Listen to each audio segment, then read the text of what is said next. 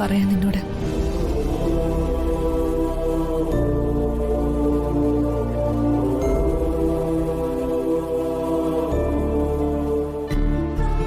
നീ നശിച്ചു പോവും. ഒരമ്മയുടെ നെഞ്ചു പൊട്ടിയുള്ള വാക്കാടി ഇത്. നീ ഒരു കാലത്ത് ഗുണപിടിക്കത്തില്ലടി, ഗുണപിടിക്കത്തില്ല.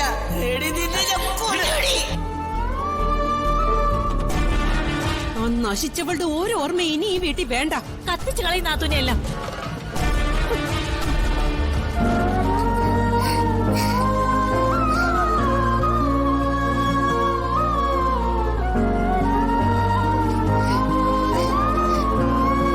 നിന്റെ അച്ഛനെ നിനക്ക് വേണമെങ്കിൽ ഞാൻ പറയുന്ന പോലെ അനുസരിച്ചേ പറ്റത്തുള്ളൂ.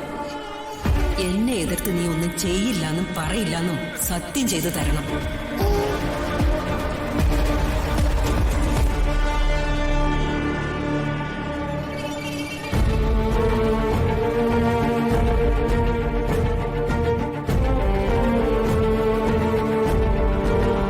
എന്റെ അച്ഛന് പോലും അറിയാത്ത കാര്യം ഇപ്പൊ ഞാൻ നിന്നോട് പറഞ്ഞത്. ഒരിക്കലും നിന്നിൽ നിന്ന് മറ്റൊരാളിത് അറിയരുത്. നീ പേടിക്കണ്ട. ഞാൻ ആരോടും ഇത് പറയില്ല. നീ കുറച്ചുകൂടി ബോൾഡായിട്ട് പെരുമാറണം വീട്ടില്. പുറത്തിറങ്ങുമ്പോ പെൺപുലിയും വീടിനകത്ത് എന്തും സഹിക്കുന്ന ആളിൽ നിന്ന് നീ മാറണം. രണ്ടാനമ്മയായാലും ആരായാലും അവര് പറയുന്നത് കേട്ട് സഹിക്കേണ്ട കാര്യം നിനക്കില്ല. ആ കാലമൊക്കെ കഴിഞ്ഞു. അതൊക്കെ എന്റെ ഉള്ളിലും ഉണ്ട് കല്യാണി. പക്ഷേ എനിക്ക് ഏറ്റവും വലുതെന്റെ കുടുംബം. ഞാൻ ഏതെങ്കിലും രീതിയിൽ പ്രതികരിച്ച എന്നെ വിട്ട് എല്ലാവരും പോവും. അതെനിക്ക് സഹിക്കാനാവില്ല. അതുകൊണ്ട് അവരെന്ത് പറഞ്ഞാലും ഞാൻ ക്ഷമിക്കും. അമ്മ ഇന്ന് എന്റെ വിളിക്ക് വിളി കേൾക്കാൻ ആരും ഇല്ലാത്തതിന്റെ ഒരു ശൂന്യത മാത്രമേ എനിക്ക് സഹിക്കാൻ പറ്റാതെ ഉള്ളൂ.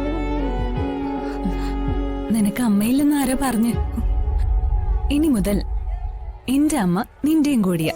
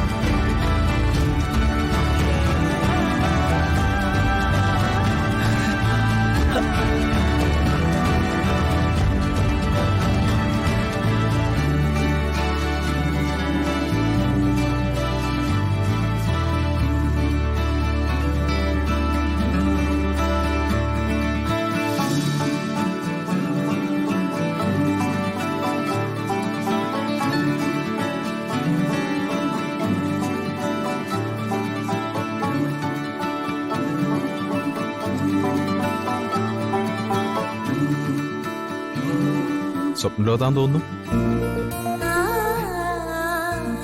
അവിടെ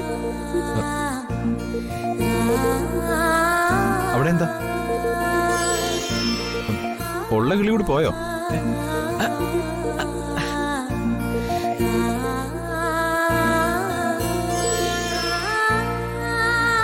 അല്ല, ഞാൻ വെറുതെ. അതെ, നേരത്തെ ചോദിച്ചില്ലേ ചിന്നുവിന് ഇഷ്ടാണെന്ന്. അത് തന്നില്ലെന്ന് പറഞ്ഞല്ലോ. ഞാനത് അപ്പോഴേ വിട്ടു. അല്ല, അത് വിടണ്ടെന്ന് പറയാൻ വരുമായിരുന്നു.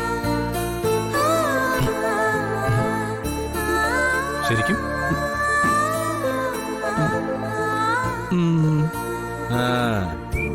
എടാ ഭയങ്കര എന്ന് തുടങ്ങി. സത്യം പറയണം, കുറച്ചു ദിവസമായി. പക്ഷെ പറയാനൊരു ധൈര്യമില്ല.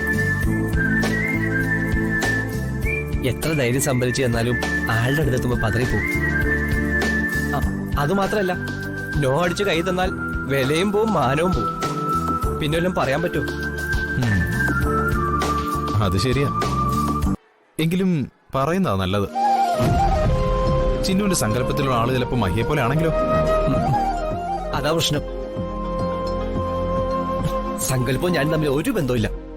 അതെങ്ങനെ തനിക്കറിയാവുന്ന?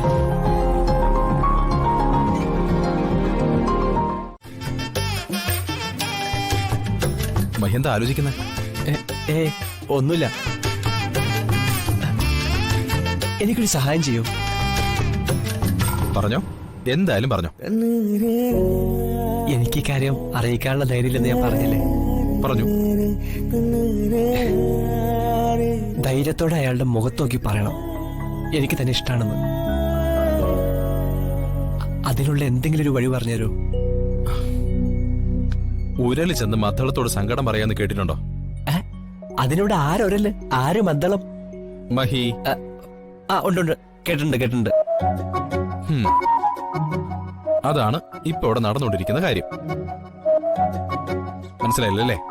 ഇല്ല. സമയെടുക്കും.